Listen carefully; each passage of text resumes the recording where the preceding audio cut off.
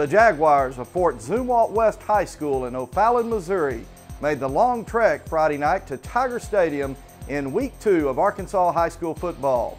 Hello everyone and welcome to the Tiger Football Report. I'm John McElroy, joined here in the Tiger Athletic Complex by head coach of the Bentonville Tigers, Coach Barry Lunny. Coach, congratulations.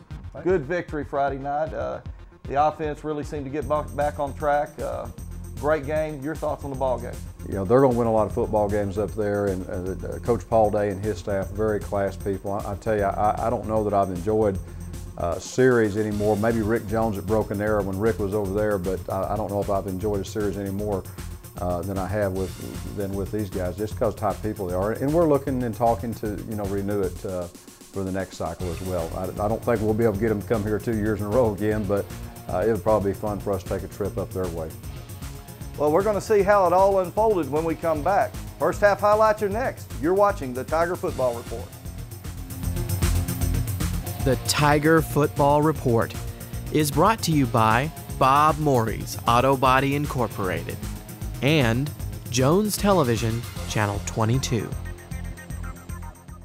In a town like Bentonville, fewer things go better together than local teams and local business. And that's why the Bentonville Tigers would like to express their sincere appreciation to Bob Morey's Auto Body Incorporated for their support of the 2009 Tiger Football Report. Bob and Amber Morey are not only big Tiger fans, but they also have a staff of talented professionals who can easily handle all of your auto paint, repair, and glass repair needs. When they're done, your car will be spotless. So drop by and see them at 1019 North Walton Boulevard, or just give them a call at 479-271-7292. Bob Morey's Auto Body Incorporated, a proud sponsor of the Bentonville Tigers.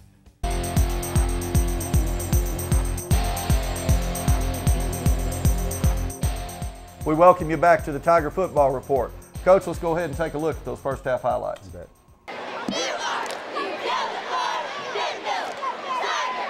Well, Coach, here we go. First half highlights. Fort Zumwalt coming in from O'Fallon, Missouri, up around St. Louis.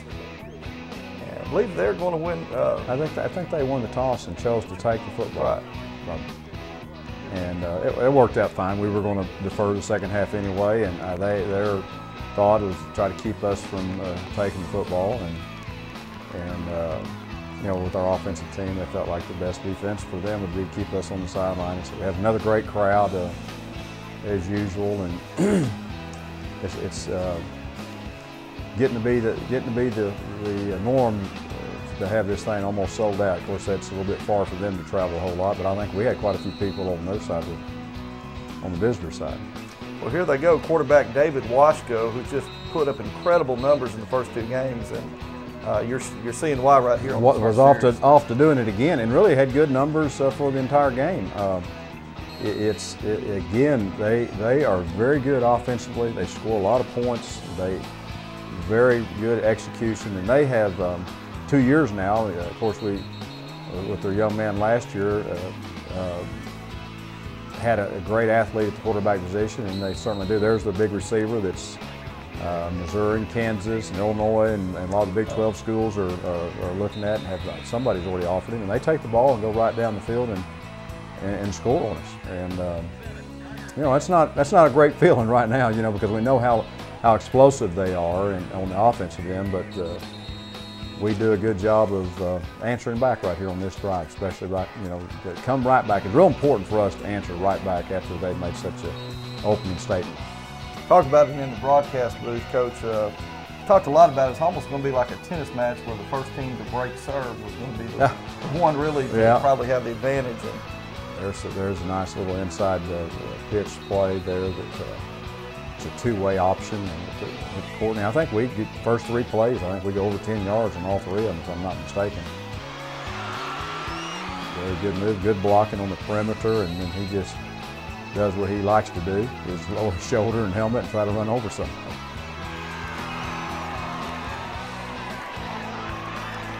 A little option now, we fake it and run it, counter with Pearson with great balance and almost scored on that play. And so we've taken the football and we're driving it right back, and we're going to answer, and then we hand it into Shane and we score. and we're going to tie this thing up 7-7. Now Shane going in there right over John Mark Holden, Chase Peterson there on the left side of the line. Tell you what, running backs have been fortunate to find some of those big guys. Those two guys are pretty good to run over, you know, or run behind. Let me say that, because they are really playing well for us. And we kick it. Didn't kick it necessarily. We were trying to, and you see that we're not very good in the middle there. We've still got some work here this week we've got to get done before we hit conference on figuring some of this kickoff coverage back. Christian Larimer on the defending a real big receiver, tall receiver, probably about 4 inches taller than he did, but he did a good job keeping him in front. There's Chris Groggins, one of our sophomore defenders, and Ben made a play, Ben Nichols. We changed down a little bit of our front. The first time the first series we lined up what we call 4 eyes, where our tackles, our ends, are on the inside shoulder of their offensive tackles, and we were getting outflanked too much, and Tony and coaches got together and decided to widen them out on the outside shoulders, what we call our 5 technique. And boy, that was a great catch by Tyler Trudeau that kept the drive alive. Pearson did a good job. But anyway, we widened our tackles, and it started making a difference, and that adjustment made a difference for us, especially the rest of this half. Coming off our own goal line, I guess the quarters flipped now. We're on the second quarter. Good blocking downfield. You see Shane kind of pull back on his running a little bit to let the blocking develop. And there goes Courtney. Coach, one of the things we talked about in the booth Friday night, looked like you guys recognized pretty early on that you pretty much had the corners, and you could get to the corners. Well, by formations, you know, and that were certain formations that that was giving us an opportunity to run the outside. We missed a block here, but we ran a little slant and go, and Pearson did a good job of scrambling, making a guy miss, and then Tyler made a great catch over the shoulder. And our passing game, I've been telling you, is getting better. We see it in practice, and that was an evidence of it right there, that we did get better, and that was really well executed. Get the extra point. Jason Lucy got that, and I think we're up, what, 14-7 right now. That's right, Coach. And your defense right here, this is the series where I think they really begin to get some penetration. Good thing there, we kick it in the end zone like we want to. There's a good shot of Tyler. And boy, he had a great off season. He's one of our taller kids. He's about 6'2½", and really runs well. Just a little tackle there, but our penetration became better. The adjustments that our coaches made with our defensive front made a difference. They went on 4th down on their own end of the field, and this was the worst thing we did all night. You know, Pearson trying to force it back across his body, and we turned the ball right back over to him, and we had an opportunity there after they went for it on 4th down to really kind of, you know, slam the door on them. We can't do that. You know, that's just, you know, if you run out of bounds right there, we still got 2nd down to come back and go with a new series. They throw it. I guess it was Nick Knighting there on the play, and we held them. Defense held them again, and they snapped the ball over the punter's head, and their young man does probably what he's supposed to do right there, at least kick it out of bounds. Oddly enough, if you do that in the field of play, if he kicks the ball in the field of play, the ball comes back to the 1-yard line, but in the end zone, it's a touchback. They do a little sky kick to the side, and we did a little bit better job of that the 2nd or 3rd time they did it, and handling it and giving a little bit of return. So we got a short field to work with because of the safety. For Courtney and our inside zone play. See, our offensive line is just really coming off the ball well. Get that ball tucked away, headed out in front of him a little bit. I'm glad to see this angle of it because I didn't see that earlier. There again, he accelerates and really makes the defensive guy pay for trying to make the tackle on him. There's Shane, really made a nice cut and run right there on a little screen.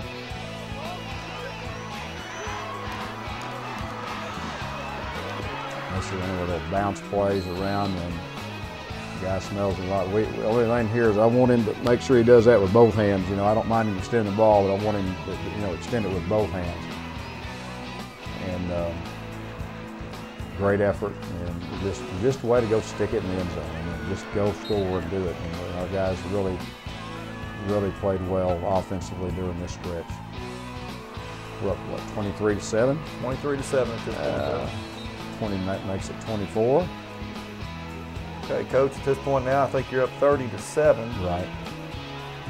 And, you know, we've seized momentum. There's no doubt about it, and have controlled the line of scrimmage both sides. But, you know, to their credit, I mean, these guys are good. They're fighting, and they're not just going to lay down. And, you know, this is, you know, one of the things that we talked about after the game, and talked to our kids about, even at halftime.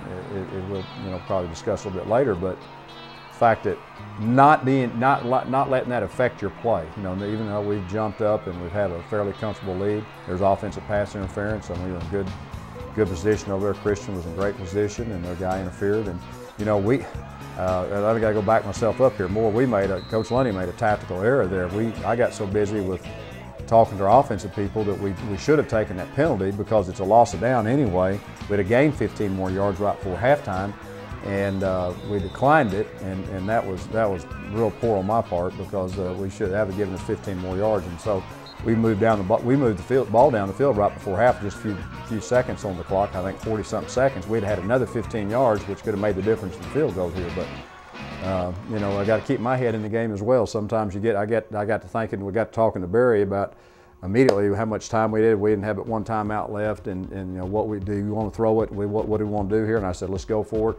While our coaches on the other end, I guess left it to our players to make the decision out there, and they declined it, thinking that we needed to decline it so we could get the ball. So, you know, it doesn't matter how long you've been doing this. I got to keep my focus as well. But we talked to our kids about, you know, we're going into halftime with a comfortable lead right now, with a team that's still very explosive offensively, and being able to keep the focus and stay in the game the second half, and not let yourself get distracted, and trying to have that same intensity. And for the most part we did. Defensively, we gave up some things. Of course, we were playing a little bit more conservatively than we might normally, and we were given some different things passing-wise that, you know, we just didn't want to get somebody behind us. But first half was good, about as good as you could get. Well, that brings us to the end of the first half. We'll take another short break, but when we return, we'll look at the second half highlights. You're watching the Tiger Football Report. In a town like Bentonville, fewer things go better together than local teams and local business. And that's why the Bentonville Tigers would like to express their sincere appreciation to Bob Morey's Auto Body Incorporated for their support of the 2009 Tiger Football Report. Bob and Amber Morey are not only big Tiger fans, but they also have a staff of talented professionals who can easily handle all of your auto paint, repair, and glass repair needs. When they're done, your car will be spotless. So drop by and see them at 1019 North Walton Boulevard, or just give them a call at 479-271-7292. Bob Morey's Auto Body Incorporated, a proud sponsor of the Bentonville Tigers. When football fans talk about explosive offensive players, they often mention running backs and accurate pass plays from an experienced quarterback to a dynamic receiver. But none of this could happen without a core group of guys who oftentimes don't get mentioned. I tell you, the offensive line is a very important part for our offense to move the football. Obviously, we got to protect our quarterback when he throws, and got to give some holes to our running back when we're running the ball. A job in the line is a lot harder and requires a lot more skill than one might think. These guys practice as hard as anyone else on the team. We have great size and very, very, very physical. You know, I play next to Chase and I play next to Jonathan Mortensen, you know, two of my great friends. And, you know, we go out there and we can just pound it and pound it and pound it. You know, we love to do that. And you know, there's nothing better than just, you know, pounding someone down and just keep running it, keep running. And there's no better feeling in the world. Well, what's interesting about this bunch is all 5 of them have many, many starts. I wish I had it totaled up, but all of them started every game last year as juniors, except Marcus Dannenhauer. He was a sophomore, and so they started, you know, 13 games each of them, and so to have them all back with the experience that they've had is it makes my job a lot easier and allows our offense to expand more because you know, they've been in the fire a little bit. Another key element for this group of guys is chemistry. Oftentimes, an offensive line can be thought of as a team within a team, and this group is quite close. I go home after practice and I play Uno online with a bunch of my buddies on Xbox, and it's so fun. I tell you, we go out to eat every Wednesday. It's just, we are a team in our own, all 5 of us, great friends. We know each other. Anytime, if anyone needs anything, we're there. We're there to help them out. We always got their back. We always got each other's backs. Coach Benji Mahan leads this talented group, which has grown a lot over the years and even seen a state title. His knowledge of the game of football has a lot to do with the type of players that they've become on the field. And according to some of the players, his knowledge of the game of life has a lot to do with the type of men that they are becoming off the field. Coach Mahan's got a lot of experience, him being at Arkansas, and he knows what he's talking about. And I see him almost as a second father. I respect him tremendously. It's just I see him almost as a second father. It's hard to say. I can't do anything but say good things about Coach Mahan because he's amazing. Just being around kids and watching them grow up from the 10th grade onto and when they graduate out of here as seniors is really why we're out here as coaches. And we talked to them yesterday about leaving here a complete person, not just from the physical side and the emotional side, but also the spiritual side. And that's something that really keeps us as coaches coming back each and every year, is to see those guys and hopefully be a part of that, growing up and becoming that complete man. Great feature there about the offensive line, Coach. And here we start the second half. Your team has a 30-7 lead. Let's go right to those highlights. All right, Coach. Second half about to get underway here. Well, we had time to get our adjustments, and the coaches got with all the players and really just encourage them to continue to do what we've been doing. We didn't really change much at all, and just stay with our game plan going into the start of the game. We just wanted to make sure we did it better. And we get the ball back, which is what we want to do, and go and score.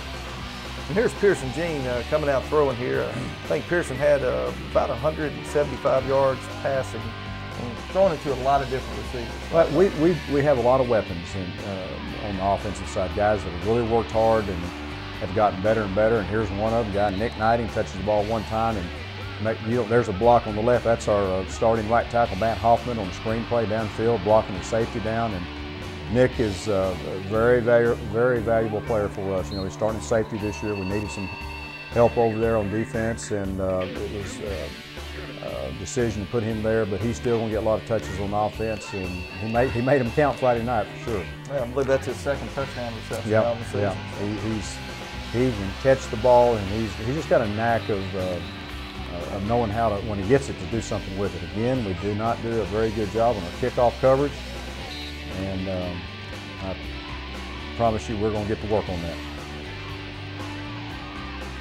You'll see here, this is Washco again for Zumwalt, and boy, that quarterback draw certainly very shifty guy, very quick and elusive, and just an outstanding competitor. It's too much time. We dropped back. We didn't have any pressure on him, and it's one of the things we were doing early is making sure we were putting some pressure on him.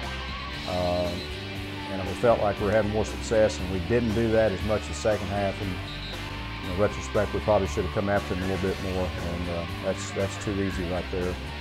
And they answer, and I guess it's 37-14 or so, 36. We blocked the extra point, which is good. Cannot return them in high school, National Federation, but that's okay. That's Nick. Anytime he gets the ball in his hand, he feels like he's got to do something with it, so that's all right.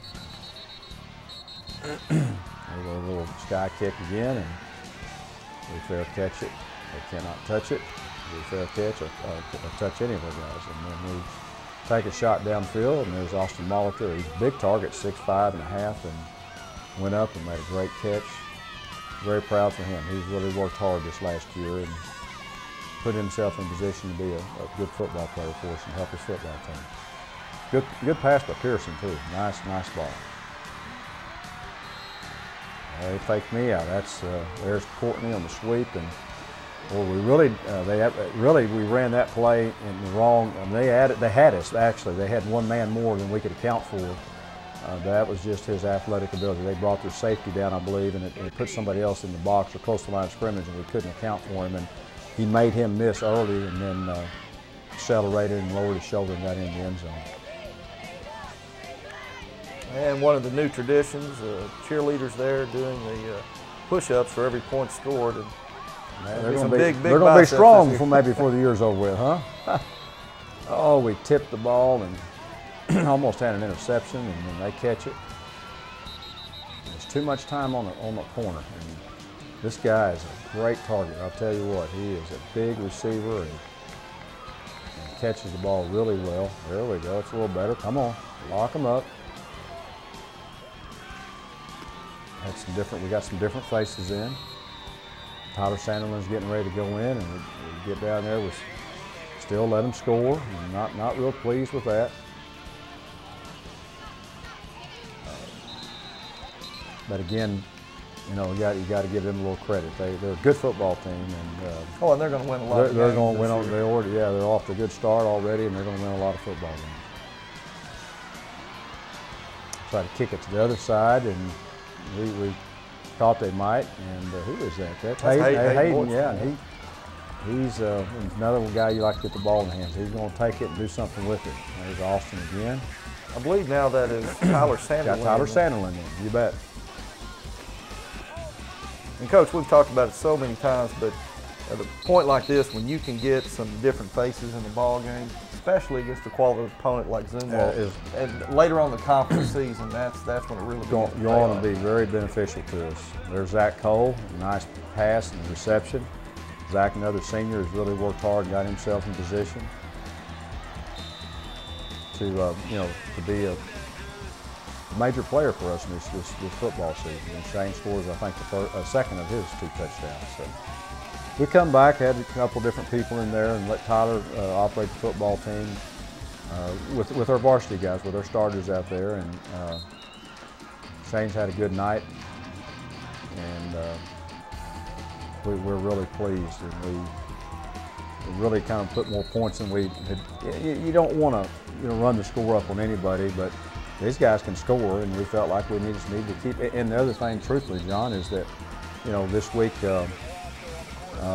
playing Nettleton, and I'm not by any stretch looking past them, because they're going to be an opponent you always got to prepare for. But there's a possibility that we'll get to play a lot more folks this week in this game, and I want to make sure our varsity guys have a lot of reps, because we pulled them out a little bit of a game last week with Conway.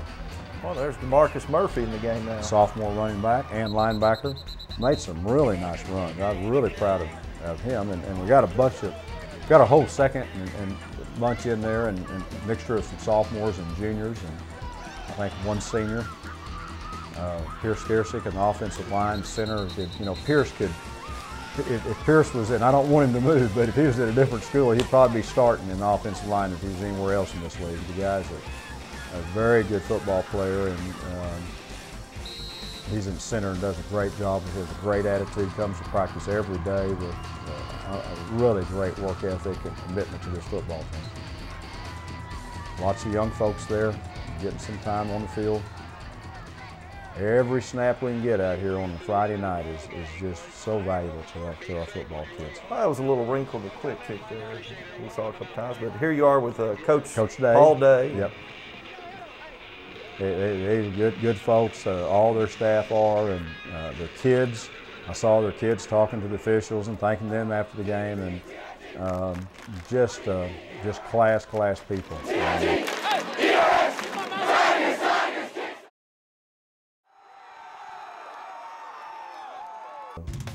Been very good 2 years with us with them.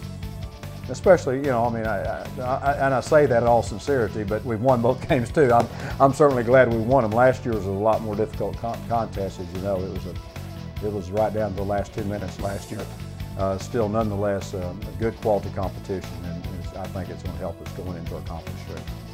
Well, with the 50-19 victory over the Zumwalt West Jaguars, the Tigers take it to 2-0 after week 2 of the Arkansas high school football season. We're going to take another short break, but when we return, we'll take a look at next week. You're watching the Tiger Football Report.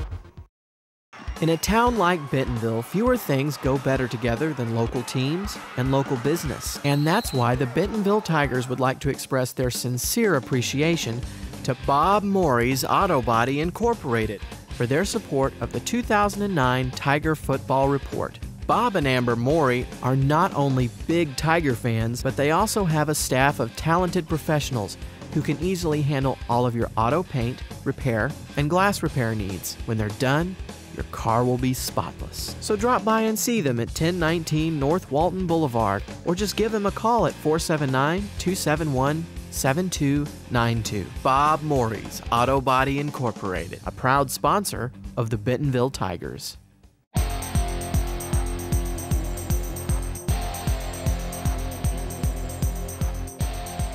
Welcome back to the Tiger Football Report. Well, Coach, week 3 next week, and you've got the Nettleton Raiders coming to town. And tell us what you know about Nettleton and your thoughts about next week. Well, it's almost, can you believe it, week 3 already? I mean, it's like I tell our kids, it seems like you wait to get here, and then all of a sudden, before you know it, you're through about a third of the season, and it's going to be half the season. But as I told our kids, we've got basically 2 opponents this week. You know, we got Nettleton for sure. We're not going to discount that because, as like I told them, you can remember Appalachian State, Michigan, okay? Anybody can beat anybody on a given night or a given afternoon. But our other opponent is ourselves this week in our preparation and understanding. Just because it's a school that's a 5A school and they're struggling a little bit right now, they're dangerous, and we've got to go out and practice and prepare, because what looms the following week is our conference season opens, and we can't afford to have a bad week of practice and go out there and win ugly and win and not feel good about it, and come in here and have our heads, the coaches be upset and players be a little upset because we really didn't play very good. And that's not what we want. We want to be able to take another step forward this week as we get ready for the conference stretch. Well, we hope you've enjoyed this edition of the Tiger Football Report. Please join us again next week when we'll talk about the Bentonville Tigers versus the Nettleton Raiders. So long, everyone. And there's no sense in me beating around the bush. There's no sense in me trying to sell you a pipe dream. I'm treating you as mature young men, and there's no sense in me going out here tonight and tomorrow and telling you how great Nettleton is, because you're going to see the film, and they're struggling right now because they've had a rash of injuries and people quit over this since spring football, and I don't know that they'll even bring more than 40 players here. Maybe not even that many. So, challenge to you is to go to work this week and be better, because you know what lurks the following week, don't you? Conference, the real deal starts. And we cannot afford a dip in our focus and our preparation. Cannot afford it. We cannot afford, oh, it's just Nettleton, everybody's beating them 30, 40 points, and we're just going to show up. We cannot take that approach, because that's going to put us a week behind. It's going to put us a week behind in getting ready for the real deal. And we got our first 2 conference games on the road. Everybody with me? You with me? You agree with this? We got to prepare. You've got to prepare, and it's going to show how mature we are. Yep. All right. Hey, Tigers! What is your profession? Oh, oh, oh!